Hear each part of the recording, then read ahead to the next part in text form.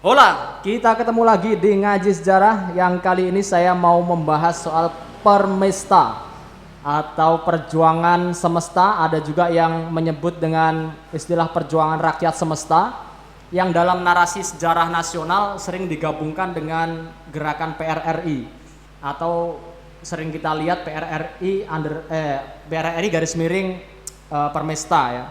Ini dua gerakan yang berbeda tetapi mirip. Miripnya dari segi apa?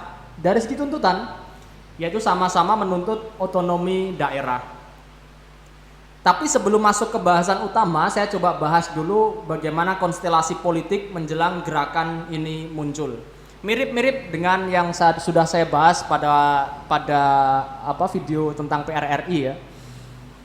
Jadi sejak awal kemerdekaan, politik di Indonesia ini kan nggak pernah stabil.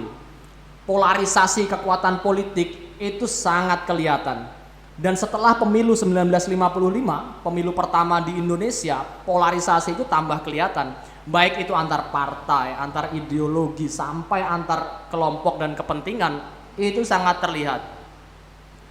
Dan sebetulnya polarisasi dalam politik itu kan wajar ya. Tetapi kemudian mulai membahayakan ketika muncul kesenjangan di situ. Khususnya kesenjangan dari sisi ekonomi, dan hasil dari pemilu 1955 itu semakin menguatkan isu tentang polarisasi itu tadi. Dari sisi mana pemilu 1955 atau hasil dari pemilu 1955 itu menguatkan isu soal kesenjangan? Jadi gini, pemilu 1955 ini kan pemenangnya PNI. Basis kemenangan PNI itu ada di Jawa. Begitu juga Partai NU yang menempati posisi ketiga dan PKI yang ada di urutan keempat. Mereka basis masanya ada di Jawa. Kemudian Masyumi yang menempati urutan kedua, basis kemenangannya itu ada di luar Jawa. Termasuk juga Partai Katolik, Partai Kristen, Partai Syarikat Islam Indonesia atau PSII. Itu kebanyakan didukung oleh rakyat dari luar Jawa.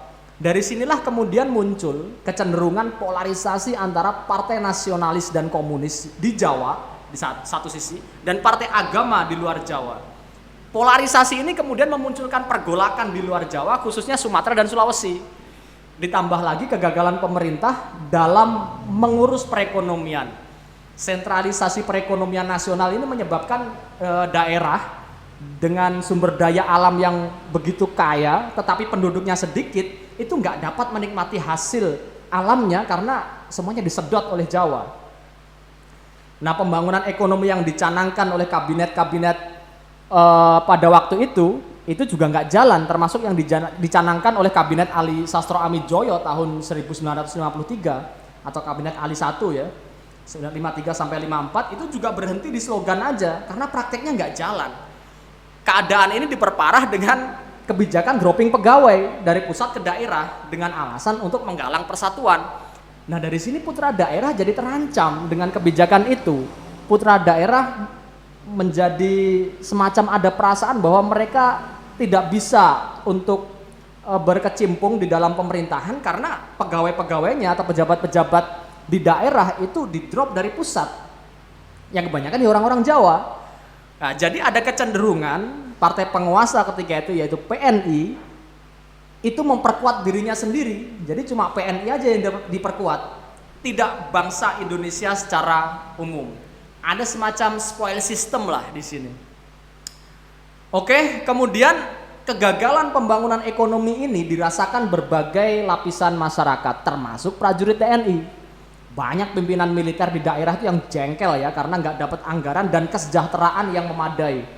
Akibatnya apa? Akibatnya mereka cari cara sendiri untuk mendapatkan dana.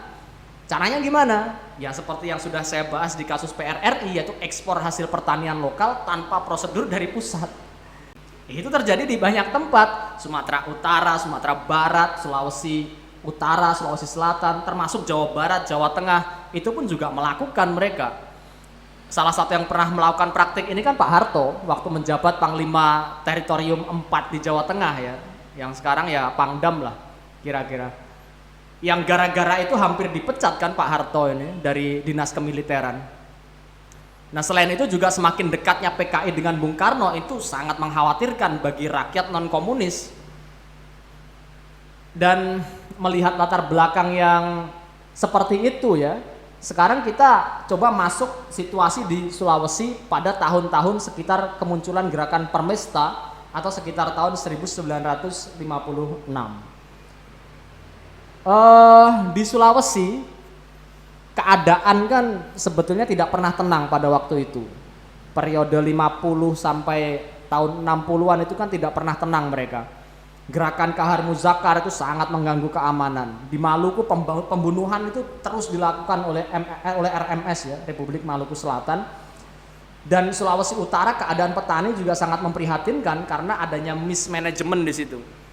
Nah, kenyataan seperti itu yang kemudian menggerakkan Vence Sumual, kemudian Saleh Lahade dan tokoh-tokoh militer lain untuk mendeklarasikan Permesta atau Perjuangan Semesta. Tujuannya apa? Sama kayak kasus PRRI sebetulnya. Tujuannya itu ya otonomi daerah supaya mereka bisa mengelola daerahnya sendiri. Alangkah tidak adilnya, sekali lagi saya ulang, alangkah tidak adilnya kalau hasil alam yang dihasilkan di wilayah itu tidak dinikmati oleh rakyat yang ada di daerah itu, tapi disedot ke Jawa. Itu cara berpikir pada waktu itu dan masuk akal. Dan coba deh kita baca proklamasi dari Permesta ini.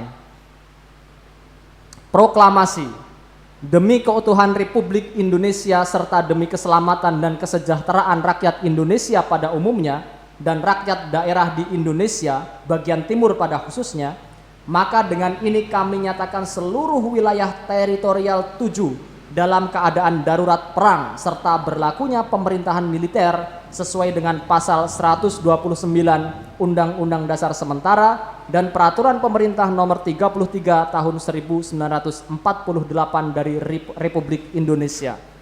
Segala peralihan dan penyesuaian dilakukan dalam waktu yang sesingkat-singkatnya dalam arti tidak melepaskan diri dari Republik Indonesia. Semoga Tuhan Yang Maha Esa beserta kita dan menurunkan berkat dan hidayatnya atas umatnya. Makassar 2 Maret 1957, Panglima Tentara dan Teritorial 7, tertanda Letkol HNV Sumual, NRP 15958. Kemudian termasuk isi piagam dari perjuangan Permesta ini intinya juga meminta perbaikan tata kelola pemerintahan dan otonomi daerah. Maka nggak heran rakyat Sulawesi banyak yang mendukung gerakan ini pada awalnya, ya. Karena memang tujuannya bukan untuk melepaskan diri, tapi menuntut pemerintah pusat memberikan otonomi daerah kepada daerah, artinya kepada daerah-daerah di luar Jawa begitu. Lantas kenapa sering dihubungkan dengan PRRI? Sering dihubungkan dengan PRRI karena Permesta punya tujuan yang sama, digerakkan oleh tokoh dengan latar belakang yang sama, yaitu Tentara Angkatan Darat, dan pimpinan dari kedua gerakan ini pernah bertemu di Palembang yang kemudian menghasilkan Piagam Persetujuan Palembang. Isinya apa? 1. Pemulihan Dwi Tunggal, Soekarno dan Hatta. 2. Mengganti pimpinan Angkatan Darat sebagai langkah awal stabilisasi TNI. 3. Desentralisasi sistem pemerintahan yang meliputi otonomi luas kepada daerah. 4. Melarang komunisme. Coba kita lihat, nggak ada yang salah kan dari tuntutan mereka ini sebetulnya. Nah terus kenapa dianggap sebagai pemberontak?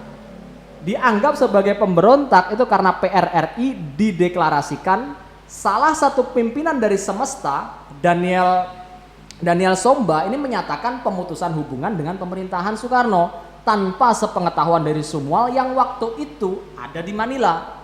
Nah, pas deklarasi pemutusan hubungan dengan pemerintahan Soekarno inilah Permesta terbelah. Ada satu sisi yang mendukung, tapi ada juga yang menarik dukungan seperti kasus di Makassar. Nah, selang 6 hari kemudian setelah pernyataan dari Somba, datang pasukan dari Jakarta melakukan pengeboman di Manado dan seterusnya terjadilah konflik bersenjata itu.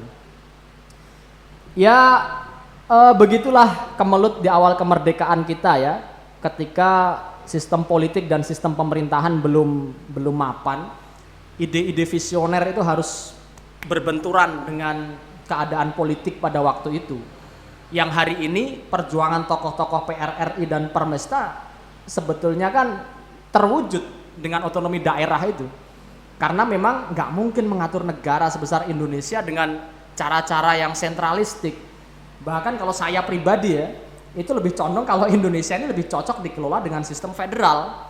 Ide yang sempat mencuat ketika reformasi 1998, tetapi banyak yang nggak setuju. Maka muncullah konsep otonomi daerah. Negara kesatuan dengan cita rasa negara federal. Ya begitulah negara kita ya, suka mencampur aduk konsep ketatanegaraan, presidensil tapi cita rasa parlementer, kesatuan tapi cita rasa federal, demokrasi tapi rakyat takut berpendapat. Maka nggak heran kalau disertasi dari Pak Idrus Marham itu judulnya adalah demokrasi setengah hati. Ya oke, mungkin segini aja dulu. Terima kasih bagi yang udah nonton sampai selesai. Sampai jumpa di video selanjutnya.